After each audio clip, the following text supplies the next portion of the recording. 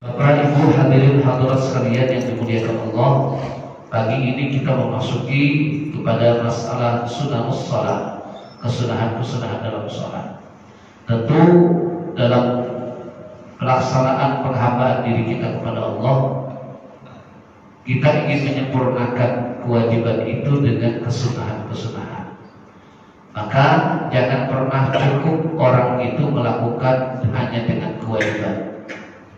Kalau hanya sekedar menunaikan kewajiban, lalu kemudian kita mendapatkan pahala wajib itu, maka kurang sempurna.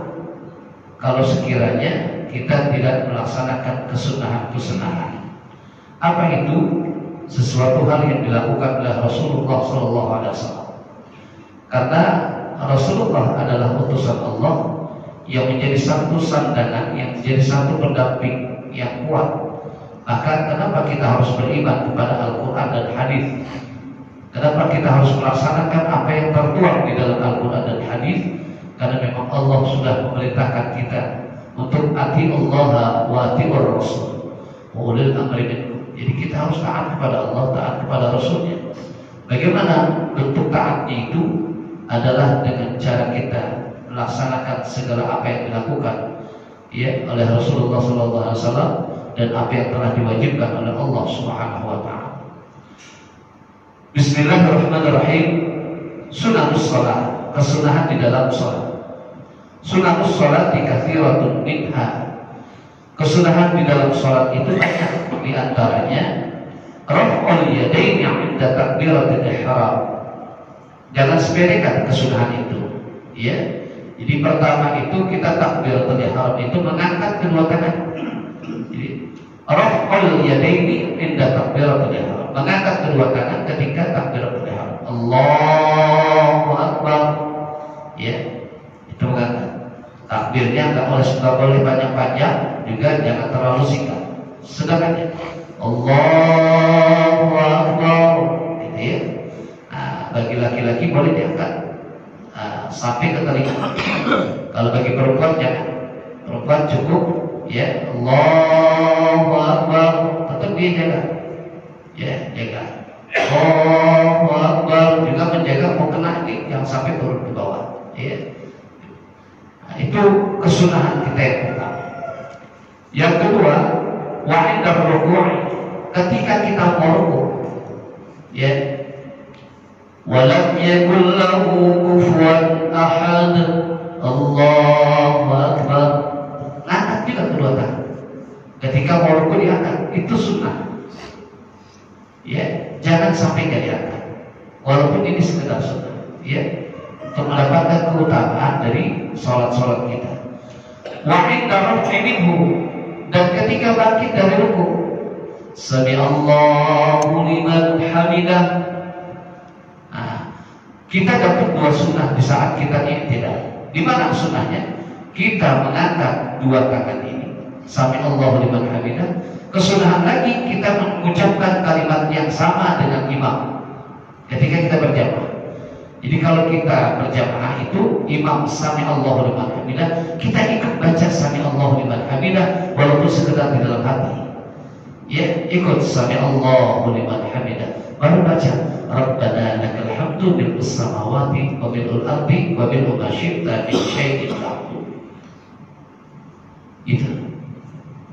Kalau mau lebih utama lagi, kita mendapatkan pahala yang besar. Sebagaimana riwayat Rasulullah SAW, di saat Rasulullah itu sedang sholat, di shaf yang paling belakang itu, di saat Rasulullah itu tidak sami Allahu liman hamidah, Rasulullah terdiam. Sebegitu lama Rasulullah terdiam. Kenapa? Di belakang ujung itu ada yang baca bukan seperti kita baca. Kan kita bacanya Rabbana lakal hamdu mil'us samawati wa mil'ul ardi wa mil'u ma syi'ta min syai'in ba'd. Yang di belakang beda, dia bacanya apa? Rabbana lakal hamdu hamdan katsiran thayyiban mubarakan fi. Dia Rasulullah mendengar ucapan itu sampai yang di depan, paling depan Umar bin Khattab itu gergetan. Sebenarnya salah paham Umar itu terhadap diamnya Rasulullah. Ini gregetan umat nih. Siapa yang bicara begitu? Yang baca begitu yang beda dengan bacaan Rasulullah SAW. Maka begitu selesai sholat itu, Rasulullah bertanya kepada jamaahnya, wahai sahabatku, siapa tadi yang membaca Rabbana lakal hamdu hamdan katsiran thayyiban mubarakan fihi? Apa kata Umar? Ya Rasulullah, biarkan aku yang menindaknya, biarkan aku yang menghukumnya. Oh jangan dulu Umar, jangan gitu, jangan. Kau tidak mengerti tentang ini. Orang ketakutan untuk mengaku siapa yang baca. Begitu ketiga kalinya Rasulullah bertanya, siapa tadi yang membaca Rabbana lakal hamdu hamdan katsiran thayyiban mubarakan fihi? Di pojok tunjuk tangan, saya Rasulullah, mohon maaf. Rasulullah menjelaskan, wahai saudaraku, tahukah engkau apa yang terjadi ketika saudara kita, sahabat kita membaca di saat dia iktidal, sami Allahu liman hamidah, dia membaca Rabbana lakal hamdu hamdan katsiran thayyiban mubarakan fihi. Ada 30.000 malaikat yang menaungi kita hadir di tempat sholat kita. Menaungi 30.000 malaikat, menaungi kita, memberikan satu keberkahan, memberikan satu ampunan kepada kita atas perintah Allah. Malaikat itu mengelilingi kita itu. Maka boleh kita baca itu ketika i'tidal. Nah, kesunahannya kalau sholat berjamaah itu banyak. Kita mengangkat kedua tangan ketika i'tidal, terus membaca sami Allahu liman hamidah, mengikuti gerakan imam, bacaan imam, sampai kita baca Rabbana lakal hamdu. Ya. Wa indal qiyami min at-tasyahhudil awal. Kalau kita bangkit dari tasyahud awal, kita angkat tangan juga tuh. Ya. Kalau rakaat yang ketiga, sholat isya misalnya, zuhur, asar, nggak perlu angkat tangan. Tapi di tasyahud awal, ya, sampai Allahumma shalli ala sayyidina Muhammad wa ala ali sayyidina Muhammad, atau boleh Allahumma shalli ala Muhammad wa ala ali Muhammad. Dia bangkit, Allahu Akbar, dia katakan, ya, jangan diam aja. Maksudnya jangan tidak digerakkan tangan ini ke atas sambil, tetap ikut Allahu Akbar. Nah, itu kesunahan di dalam sholat. Wa du'aul iftitah, membaca doa iftitah sunnah. Kalau orang Muhammadiyah, Allahumma ba'id baini wa baini, ya gitu ya, khataya ya, gitu. Saya belum hafal kalau baca, karena saya bisa biasa bacanya Allahu Akbar kabira walhamdulillahi katsiran inni wajjahtu. Nah, kita baca ini kan begitu ya. Nah, itu doa iftitah yang menjadi kesunahan kita baca. Imam jangan buru-buru. Allahu Akbar, Bismillahirrahmanirrahim. Jangan, tungguin dulu baca doa iftitah. Imam pun baca doa iftitah itu. Allahu Akbar, Allahu Akbar kabira walhamdulillahi katsiran subhanallah wa bihamdihi. Terus sampai selesai baru Bismillahirrahmanirrahim. Ya, jadi tertib begitu. Terus apa lagi? Sunnah membaca ta'awuz. A'udzubillahi minasyaitonir rajim. Cuma di dalam hati. Baru Bismillahirrahmanirrahim. Alhamdulillahirabbil alamin. Nah, itu sunnah. Ya. Apalagi kesunahannya wa ta'minu, mengaminkan bacaan imam. Jangan nangis. Ya. Pokoknya aminkan, amin. Jangan lebar-lebar. Subuh biasanya ngap. Ya. Lagi yang suka jengkol malam. Mau subuh kagak sempat gosok gigi. Sedang kita itu lumayan ya. Tapi tetap aja sunnah itu dia baca amin itu sunnah. Amin. Tapi lantas jangan kita merasa nggak enak, nggak sedap aroma mulut kita, terus kita pakai masker. Ya, jangan biasain pakai masker sholat itu. Ya, jadi kemakruhan itu. Yang saya baru dapat itu kemakruhan itu masker kalau dipakai buat sholat. Kenapa? Bapak Ibu, orang sholat itu harus mengucap, mimiknya harus gerak. Itu sunnah itu. Ya, Harus gerak, nggak boleh diam. Diam itu makruh. Sholat nih, Allahu Akbar, imam lagi baca. Emang ada saatnya kita mendengar imam baca? Kapan? Ketika imam baca suratul Fatihah. Kita dengar itu. Di mana letak imam membaca kefasihan dalam Fatihah itu? Ketika sudah walaupun amin, maka kita yang baca. Qomat kami itu kesunahan, ya, membaca Fatihah itu menggerakkan bibir kita membaca Fatihah sunnah. Bacaan pun di setiap gerakan-gerakan itu, Subhanallahil azim wa bihamdihi, Subhana rabbiyal azim wa bihamdihi, Subhana rabbiyal azim wa bihamdihi, itu bergerak. Bahkan ada satu riwayat yang mengatakan kesunahannya adalah sampai mengeluarkan suara yang cukup kita dengar sendiri. Tetangga kita sebelah jangan mendengar, cukup kita sendiri mendengar, itu sunnah. Sunnah itu aja. Iya. Kalau diam jadi makruh. Jadi kalau dia makruh sama dengan kita menutup mulut kita dengan masker. Dari zamannya COVID itu dijelaskan banyak ulama-ulama, tapi orang masih nggak ngerti sholat pakai masker. Apa yang ditakuti? Gitu. Kalau emang mulutnya bau itu, ya wajar mulut orang mau bau. Ya gitu. Mau bersih mulutnya, mau wangi mulutnya. Jangan pernah ada dosa dalam lisan itu.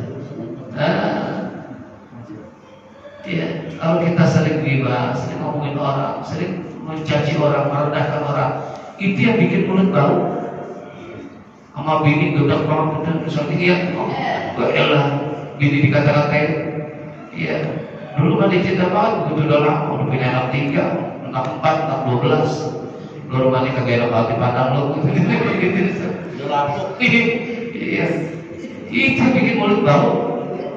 Iya, coba bininya dipuji-puji, Allah, emak lo biar kata Tuhan masih cantik aja, tidak segar enak tapi begitu aja, dia bawang-bawang dikit mah. Ya. Jadi mengaminkan itu sunnah. Wa qira'atus surati fi mawdi'iha, dan membaca surah pada tempatnya sunnah. Maksudnya pada tempatnya apa?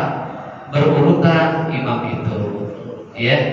Ini nanti kalau bapak-bapak jadi imam, surahnya itu berurutan pada tempatnya itu. Maksudnya bagaimana? Misalnya begini. Kalau bapak jadi imam, rakaat pertama surahnya misalnya Qul ya ayyuhal kafirun, maka rakaat kedua itu kalau tidak idza, kalau tidak tabat, kalau tidak qul huwallahu ahad, al-ikhlas, al-falaq, an-nas, itu yang boleh. Jangan dari al-kafirun terus al-haqqu takasur rakaat kedua. Ngaco kan. Kayak ini kan. Bocah mabok begini harusnya.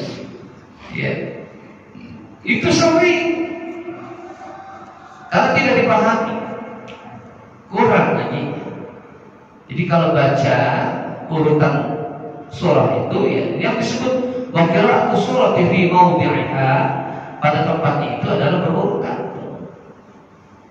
Nah, kalau baca potongan surah, nah yang bagus di potongan surah, lengkapin aja hafalannya. Misalnya surah Al-Baqarah, ambil 5 ayat surah Al-Baqarah. Ya, 5 ayat itu rakaat pertama. Terus rakaat keduanya ambil 3 ayat. Begitu. Jangan disamain 5 ayat, bukan. Ya. Atau amma yatasaalun an-naba. Itu kan panjang tuh, dibagi 2. Rakaat keduanya mulai dari innal muttaqina mafazat hadaiqa wa a'naba. Ya, begitu. Itu namanya wa qira'atus surah fi mawdi'iha. Nah, terus apa lagi? Wal israr wal jahru fi mawdi'iha. Menempatkan bacaan yang sir dan yang jelas pada tempatnya. Ya, saya masih tuh nemuin orang sholat zuhur suaranya keras. Saya bilang, boy, mabuk kan bocah. Jadi disuruh jadi imam. Ya saya kan memang lagi musafir. Saya musafir, masa ya saya mau jadi imam? Ya saya suruh aja orang setempat. Silakan Pak, silakan. Ya. Begitu sholat zuhur. Allahu Akbar. Bismillahirrahmanirrahim. Ya kaget saya. Mundur dikit. Mundur dikit ngapain? Saya mau faraqah kalau begitu. Ya. Kalau nggak sesuai mau faraqah apa? Jadi kalau memang waktunya bacanya sir, ya sir. Apa itu sir? Rahasia. Seperti zuhur asar, nggak bersuara dia. Ya. Kalau waktunya jahat, jelas, maka ya jelaskan juga. Ya. Imam sholat maghrib yang kegendam. Bismillahirrahmanirrahim. Alhamdulillahirabbil alamin. Jelas suaranya. Imam itu yang mantap suaranya. Ya. Jadi si jamaah ini makmum mendengarnya jelas. Gitu ya. Terus apa lagi? Wa takbiratul intiqala. Sunnah kita mengucapkan takbir intiqal. Apa takbir intiqal itu? Takbir yang dilakukan dalam perpindahan gerak. Ya. Mau rukuk, Allahu Akbar. Takbir. Sami Allahu liman hamidah. Tuh. Allahu Akbar. Makmum juga baca. Allahu Akbar. Bangun dari sujud, Allahu Akbar. Kita baca lagi Allahu Akbar. Sujud lagi, Allahu Akbar. Begitu seterusnya. Itu sunnah kita baca itu. Ya. Disebut takbir intiqal. Terus apa lagi? Wa nadhuru mawdi'is sujud. Melihat arah sujud. Orang sholat itu baik munfarid sendiri maupun berjamaah, kesunnahannya melihat tempat sujud kita. Jangan melihat ke depan. Ya. Jangan melihat ke depan. Kalau melihat ke depan itu jadi kemakruhan. Ya, apalagi sampai mata kita melirik ke sana kemari. Nah, kalau di dalam kitab Fathul Qarib, di dalam kitab Fathul Mu'in, Nihayatul Muhtaj yang saya baca, kalau kita sholat itu mata kita memandang ke atas itu jadi keharaman. Lagi sholat mata kemana? Ya, banyak masih yang begitu. Apalagi kalau masjidnya ini berhiaskan dengan kaligrafi. Iya, di depan kaligrafi gitu. Ada orang sholat melihat ini tuh. Itu dalam kitab lain dikatakan haram itu. Nah ini yang kutub nafis kitabnya hanya mengatakan itu kemakruhan. Iya, iya. Jadi gitu. Harus kita sunnahnya melihat tempat sujud kita. Wa wada'u rahataini 'ala rukbataini fi ruku'i wa tasbih. Nah, wada'u rahataini, meletakkan dua telapak tangan ini pada saat kita ruku adanya di lutut, bukan ke bawah lutut, bukan juga di paha. Ya. Jadi kalau orang sholat itu, ketika ruku itu dia begini, nih. Ya. Badan itu rata, badannya rata. Iya. Jadi bukan begini, bukan juga begini. Ada yang begitu. Sunnahnya di sini. Tuh, ya, di lutut dua. Jadi orang rahataini ala rukbataini fi ruku'i. Lalu apalagi wa tasbih, membaca tasbihnya. Subhana rabbiyal azim wa bihamdi. Subhana rabbiyal azim wa bihamdi. Ya. Kalau dalam ukuran wajibnya satu bacanya, tapi sunnahnya 3 kali. Subhana rabbiyal azim wa bihamdi.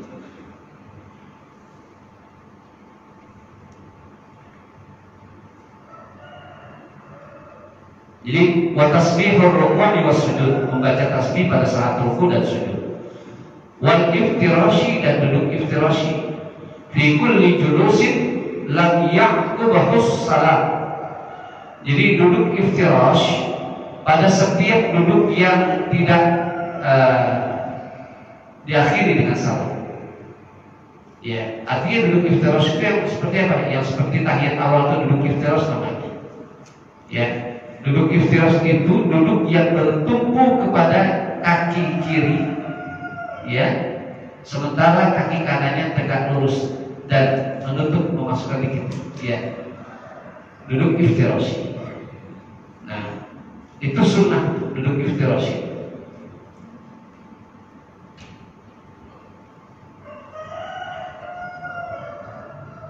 Wa tawarruku fi ma ya'qubahu shalah, dan duduk tawarruk, ya, pada sebelum salam.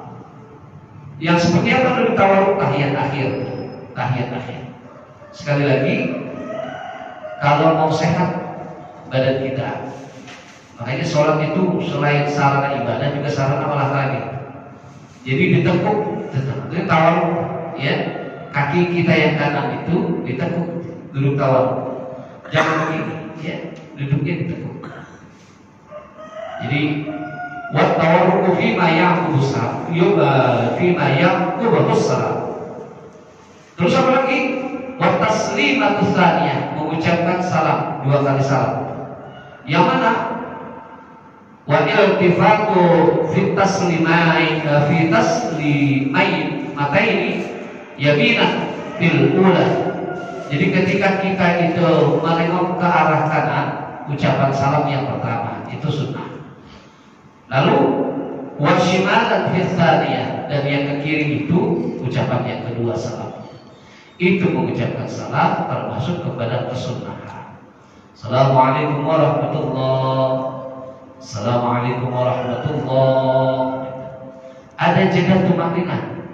Di mana tumakninahnya? Assalamualaikum warahmatullahi.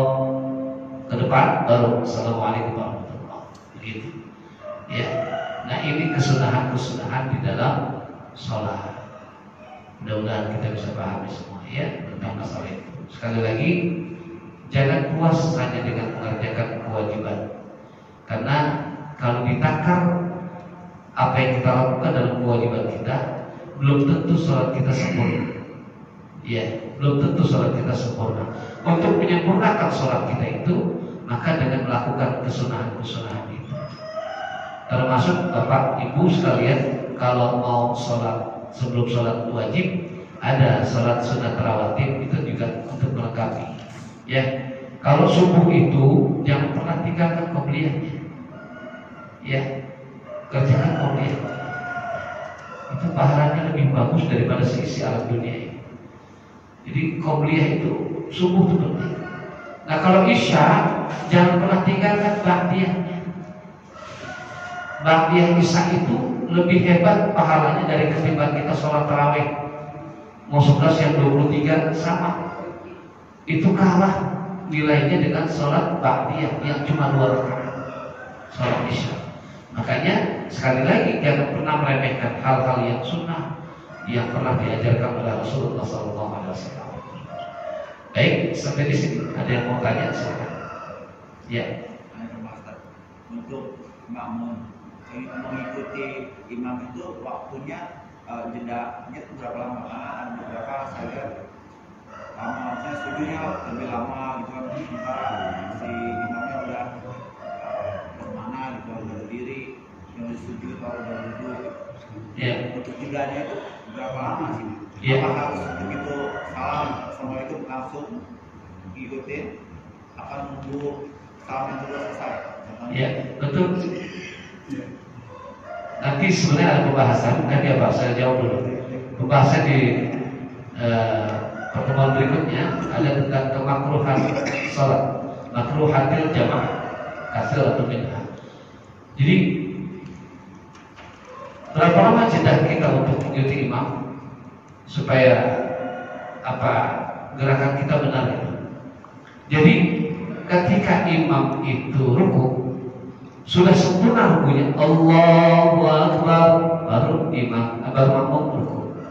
Sami Allahu liman hamidah, baru makmum sami Allahu liman hamidah. Gerakannya seperti itu.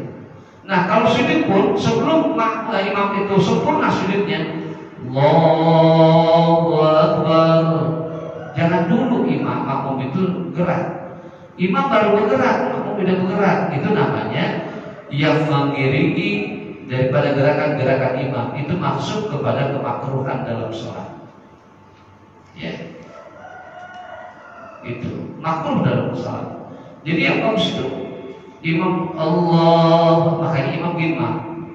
Kalau imam itu mencerminkan bicara sama perbuatan itu harus sejalan. Maksudnya begitu. Orang ngomong sama dengan perbuatannya harus sejalan. Kalau dia ngomong begini harus begitu. Dia ngajarin orang tentang kejujuran, ya dia harus jujur. Dia ngajarin orang untuk tidak bohong, maka dia harus tidak bohong. Nah imam, kalau ketika dia berbicara Allahu Akbar, maka lisan yang dia bicara dengan gerakannya harus seimbang. Apa maksudnya seimbang itu? Jadi gini, ketika imam itu ruku, ya, walam yakul lahu kufuwan ahad, Allahu Akbar, barengan sama. Ada kadang-kadang Allahu Akbar gitu. Kadang-kadang udah Allahu Akbar, udah sampai rukunya tapi dia belum Allahu Akbar. Itu masih terjadi di mana-mana. Atau sujudnya, ya, Sami Allahu liman hamidah, Allahu Akbar. Itu nggak boleh yang itu. Jadi harusnya disesuaikan Allahu Akbar. Nah, jadi makmum itu bisa mengikuti gerakan dengan baik. Tadi sejauh mana jedanya imam untuk mengikuti gerakan daripada makmum mengikuti gerakan imam. Jadi ketika imam itu sudah sempurna sujudnya baru dia Allahu Akbar. Nah, kalau pas begitu salamnya Assalamualaikum warahmatullahi wabarakatuh, salam pertama makmum sudah mengucapkan salam, dia akan mendapatkan pahala berjamaah. Ya, Assalamualaikum warahmatullahi, Assalamualaikum warahmatullahi, baru makmum Assalamualaikum warahmatullahi, Assalamualaikum warahmatullahi. Begitu. Kalau salam pertamanya makmum sudah ikut, maka tidak termasuk berjamaah. Artinya tidak mendapatkan pahala berjamaah. Kenapa? Dia hanya mendapatkan kemakruhan. Ya, nanti ada bahasanya. Itu jedanya ya. Jadi gerakan-gerakan makmum itu ya seperti itu. Begitu juga pada saat bacaan. Bacaan ketika imam baca Fatihah, makmum dengarkan itu sampai selesai membaca. Ya, sambil kita menilai diri kita sejauh mana baca Fatihah kita. Imam harus dituntut dengan Fatihah yang benar, dari syiddahnya, dari panjang pendeknya, dari makharijul hurufnya. Huruf ain yang sering banget itu banyak huruf ain sama huruf ha. Ar-Rahman itu orang masih bisa sanggup untuk membaca. Tapi ketika Ar-Rahim, itu susah. Ya, apalagi yang sampai digabung dengan ka. Bismillahirrahmanirrahim. Nah, hati-hati, bukan khim. Khim itu huruf kha. Ar-Rahim harus bersih. Nah, jadi ketika imam baca Fatihah, makmum dengarkan. Lalu ketika imam baca surah, makmum baca Fatihah. Tetapi selayaknya yang paling bagus sebelum imam membaca surah, imam kasih jeda waktu dulu. Amin, kasih jeda waktu supaya makmum membaca setengah dari suratul Fatihah. Baru imamnya membaca. Itu yang benar. Ya, menurut Imam Syafi'i. Cara imam membaca begitu. Ya. Baik, ada lagi? Silakan. Ya. Pada sholat wajib ada surah-surah yang diutamakan. Ada surah-surah apa? Surah yang diutamakan. Diutamakan, ya. Ada memang urutannya, cuma saya lupa yang saya ingat ini. Bapak. Yang diutamakan itu kuliah ayyuhal kafirun. Ya, sama al-ikhlas. Cuma kita salah kaprah.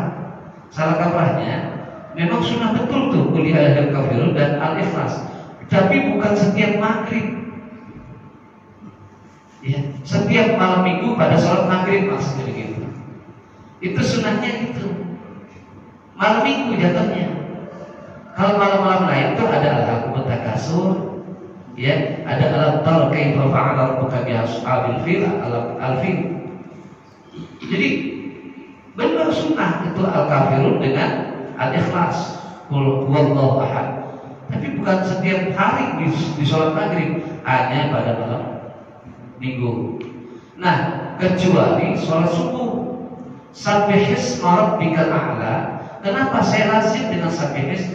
Bukan saya pengen itu aja, cuma hafal itu doang, bukan. Saya mengambil keutamaan sunnahnya. Ada lagi, hal ataka hadithul ghashiyah, wujuhun yawma idzin khashi'atun 'amilatun nasibah. Ada lagi, wal fajri wa layalin 'ashr, wasyaf'i wal watr. Itu sunnah. Wasyamsi wa duhaha wal qamari idza talaha. Tuh, silakan tuh kalau subuh tuh. Surah-surah itu sunnah semua. Ya, itu yang paling tepat. Nah, ada pun yang lainnya saya agak lupa, nanti suatu saat saya ketemu lebaran itu, saya fotokopi, saya kasih. Boleh. Saya ada waktu itu, saya nyimpan dari guru saya, Mu'alim Al-Marhum Al-Mufrad ini Muhammad Syafi'i Azlam itu. Beliau memberikan satu ijazah tentang bacaan imam pada saat waktu-waktu sholat tertentu. Ya, setiap waktu maksudnya. Di waktu itu bacanya apa saja sih, maghrib itu, isya bacanya apa, terus subuh apa, zuhur, asar. Ya, betul harus ada itu patokannya. Tidak ngawur nanti imam. Gitu. Ada lagi? Ya, sama. Waalaikumsalam. Saya bertanya begini. Iya. Kalau siang sini nggak ada orang. Iya. Jual rasa tuh nggak ada orang. Jujur aja ya. Iya. Nah ini saya baca-bacanya kurang fasih gitu. Tapi daripada nggak ada orang, saya bawa jadi imam nih. Iya. Sebisa saya ada gitu. Iya. Itu kira-kira gimana? Tidak apa-apa. Nggak apa-apa ya. Tidak apa-apa. Satu, kedua,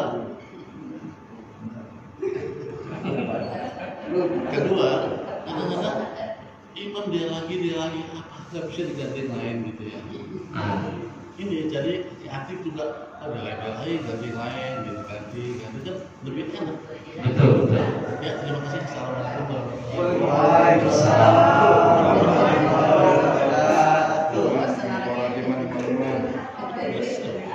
Kita boleh mengambil satu tindakan ketika tidak ada orang yang mungkin kita pahami untuk menjadi imam, ataupun kita merasa belum ada yang pas untuk menjadi imam, lalu kita maju untuk menjadi imam.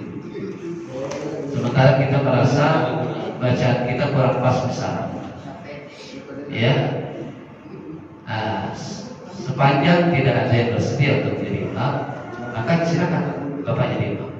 Apalagi Bapak sebagai mukimin. Apa itu mukimin? Orang yang bermukim di sini. Ya, mukimin. Bukan mukimin, bukan mukimin. Memang syaratnya imam itu yang pertama mukimin. Enggak mungkin orang musafir jadi imam. Atau orang pendatang, bukan pendatang yang ini ya. Yang memang benar baru datang itu. Kalau pendatang udah tahunan bukan pendatang namanya. Ya. Kalau dia punya kualitas orang pendatang, suruh dia. Gitu. Walaupun dia pendatang. Ya. Kalau udah 3 bulan udah bukan pendatang. Apalagi setahun-tahunan gitu ya. Nah, udah jadi mukimin namanya. Nah, atau yang disebut dengan sultanul masjid. Bapak Ibu harus ngerti sultanul masjid itu siapa? Sultanul masjid itu satu DKM, yang kedua masyarakat. Jadi masyarakat itu berhak juga untuk menjadi imam. Maka yang baik itu di manajemen masjid itu dengan apa? Dengan penjadwalan imam. disortir dulu Ustaz. Hah? Disortir dulu. Oh jelas, disortir, diseleksi. Ya tentunya kan pengurus masjid kan mengerti, ya pengurus masjid mengerti siapa kira-kira yang pantas untuk menjadi imam. Yang bacanya bagus, yang pertama masa bilurnya, yang mengerti tentang keilmuan agama, dan yang ketiga tentang akhlaknya. Kita lihat dulu nih akhlaknya. Nah kalau imam itu imam setiap hari, tapi kesehariannya di rumah, kalau keluar rumah belegot aja tuh pakaian. Tahu belegot? Pakai celana pendek, ya pakai kaos kutang keluar. Kadang-kadang kagak pakai kaos kutang, polos benar tuh ya, polos benar keluar tuh, gitu. Dia mau nabung kek, dia mau belanja kek, kalau tetap aja kalau pakai telanjang begitu, pusat kemana-mana udah kagak batas. Saya pernah lihat itu imam itu, ya Allah, padahal dia imam betul tuh, masjidnya besar.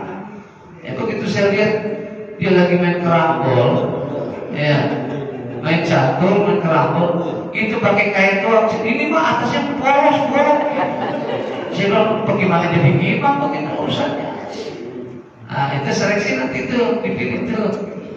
Ya Allah, imam itu benar pakaian ya, karakter itu kan, yang menjadi contoh imam itu. Ya Allah. Jadi boleh begitu. Nah nanti pertanyaan yang keduanya, bagaimana kalau ada imam yang dia diam dulu gitu? Nah ini sekali lagi pengurus masjid itu harus bijak, memberikan suguhan kepada masyarakat itu dengan warna. Artinya warna itu ya jangan dia terus, ya gantian aja. Jadi seorang alim pun yang dipandang oleh masyarakat dia sebagai orang alim, kita jangan pernah merasa alim, gitu ya. Makanya gini, kesombongan itu lahir gara-gara harta, gara-gara ilmu, gara-gara pangkat dan jabatan. Nah kalau kita sudah dikuasai itu semua, lalu kemudian menimbulkan kesombongan itu, maka hancur binasa kita. Jangan sombong di pondok cabe, gitu ya. Terhancur, bukan di pondok cabe doang. Orang kalau bicara masalah sombong di muka bumi Allah, wala tamshi fil ardi marha. Jangan kau berbuat sombong di muka bumi ini. Iya, begitu. Saya katakan demikian. Jadi yang bijak nih pengurus masjid ini DKM. Makanya gini, kalau DKM kan sebenarnya perlu ada rembuk dengan jamaah, terutama DKM itu harus melibatkan tokoh-tokoh masyarakat dan tokoh lingkungan, di antaranya Pak RT. Jangan menganggap rendah RT. Pak RT maka dalam agama misalnya begitu, bukan. Perihal kepengurusan masjid itu bukan bicara tentang pemahaman agama, tentang organisasi, bagaimana menjalankan organisasi yang baik gitu. Siapa tahu mereka punya pengalaman, RT sekalipun, gitu ya. Diajak rembuk sama-sama nih. Kapan? Entah 3 bulan sekali kita bicara kemajuan masjid itu. Iya. Ini bagaimana? Tolong koreksi. Ini evaluasi, ada evaluasi masjid tentang kasnya bagaimana, pengeluarannya, pemasukannya bagaimana. Kan begitu. Tentang masalah jadwal khatib Jumatnya bagaimana. Gitu. Kita berdoa kepada Allah, mudah-mudahan apa yang baru saja disajikan ini dapat menambah wawasan keilmuan kita. Amin. Dan mudah-mudahan Allah ridha kepada kita semuanya. Al-Fatihah. Bismillahirrahmanirrahim. Alhamdulillahirabbil alamin. Ar-Rahmanir Rahim. Maliki yaumiddin. Iyyaka na'budu wa iyyaka nasta'in. Ihdinas siratal mustaqim. Siratal ladzina an'amta 'alaihim ghairil maghdubi 'alaihim waladdallin. Amin. Astagfirullahaladzim, astagfirullahaladzim, astagfirullahaladzim. Allahumma zidna 'uluman nafi'an wa rizqna fahman wasi'an 'amalan mutaqabbalan rizqan katsiran halalan thayyiban. Allahumma arhamna bil Qur'an wa 'amalna bil ghufran waj'alna 'alal iman waj'alhu lana hujjatan lana la hujjatan 'alaina wanzur bi wajhikal karim ya karimu ilaina. Allahumma inna ونعوذ بك اللهم إنا نسألك من الخير كله عاجله وآجله ما علمنا منه وما لم نعلم ونعوذ بك من الشر كله عاجله وآجله ما علمنا منه وما لم نعلم ربنا آتنا في الدنيا حسنة وفي الآخرة حسنة وقنا عذاب النار صلى الله على سيدنا محمد وعلى آله وصحبه وسلم والحمد لله رب العالمين. Sekian, terima kasih. Wassalamualaikum warahmatullahi wabarakatuh.